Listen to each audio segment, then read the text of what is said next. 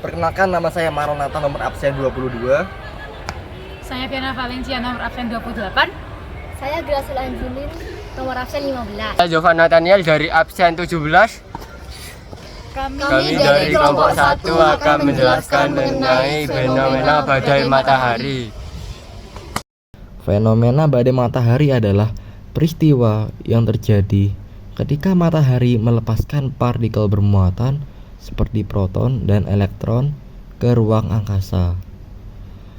Partikel-partikel ini berasal dari ledakan besar yang dikenal sebagai flare matahari atau lontaran massa corona, atau dengan nama lain yaitu coronal mass ejection.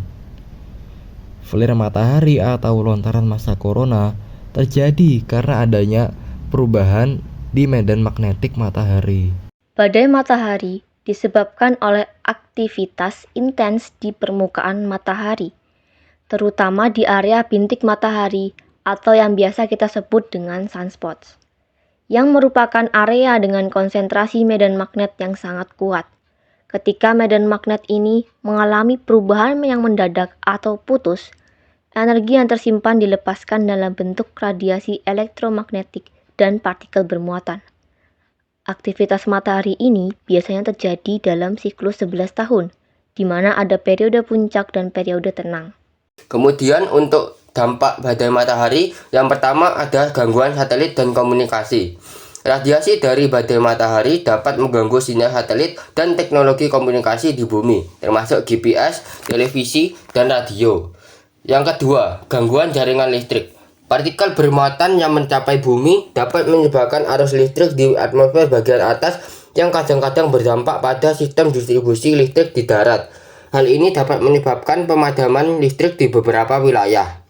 Yang ketiga, aurora yang lebih terang.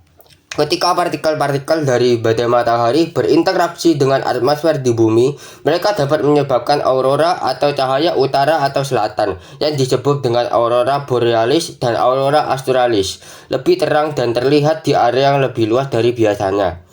Yang terakhir, radiasi pada astronot.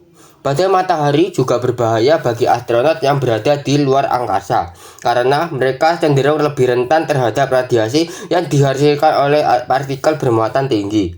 Meskipun badai matahari memiliki potensi untuk menimbulkan gangguan jaringan listrik dan gangguan satelit dan komunikasi, namun bumi kita memiliki medan magnet yang bisa melindungi kita dari bahaya radiasi badai matahari. Dengan adanya medan magnet bumi, bumi akan terlindungi dari dampak-dampak besar dari radiasi badai matahari. Sekian dari kelompok kami, terima kasih.